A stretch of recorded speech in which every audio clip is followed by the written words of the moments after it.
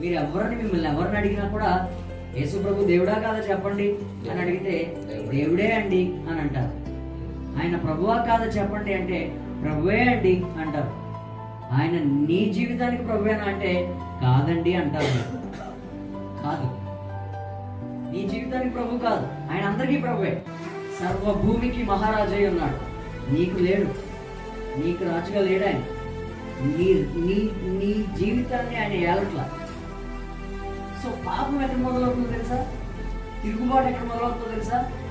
ఈ రాజు కూర్చోవాల్సిన సింహాసనం మీద నువ్వు కూర్చున్న రోజున పాపం మొదలవుతుంది. నా జీవితం వరకు మాత్రం నేను నా చిత్తం చేసుకుంటా, మిగతా వాళ్ళు అందరి జీవితంలో నీ చిత్తం చేయ ప్రభా అని ప్రార్థన చేస్తాడు. సో ఇప్పుడు ఏంటి? నా జీవితానికి నువ్వు వద్దు, నాకు ఒక రూల్స్ పెట్టుకుంటా, నాకు కొన్ని కండిషన్స్ పెట్టుకుంటా. నువ్వు చూడొద్దు అంటే నేను చూస్తా. రూల్ ఎవరిది? నా రూలా ఆయన రూలా? మోహపు చూపు చూడొద్దు, చూసినప్పుడే నువ్వు పాపం చేశావు అని దేవుడు చెప్తే నేను చూస్తా కానీ పాపం చేయను. నేను చూస్తా కానీ మనసులో ఏం పెట్టుకోను. నేను సినిమాలు చూస్తాను, నాకేమనిపించదు. నేను సీరియల్ చూస్తాను, నేనేం చెడిపోను. ఎవరు చూస్తాను అంతే. నేను మాత్రం ఇప్పు, నేను మాత్రం తప్పు చేయను. ఏదో చూశానంటే చూశాను అంతే.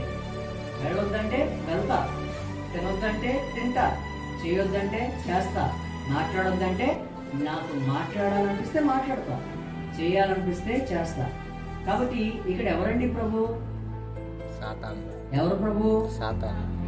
సో సాతాను తీసుకొచ్చి దా కూర్చో అని మిమ్మల్ని కూర్చోబెడుతున్నాడు.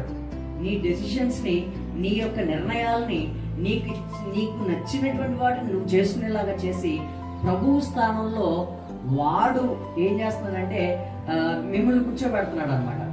వాడి పక్కన కూర్చొని సలహాలు ఇస్తూ ఉంటాడు, వాడు చెప్తా ఉంటాడు,